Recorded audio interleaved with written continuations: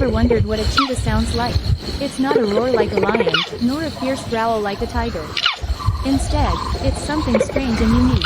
Yes, that's the sound. High-pitched, sharp, almost like it's calling for something. But why?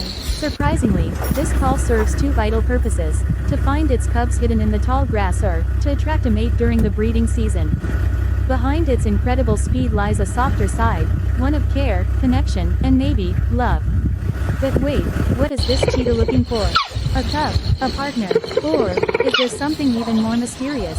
In the wild, every sound has a meaning, and the cheetah has secrets that can only be revealed through its call.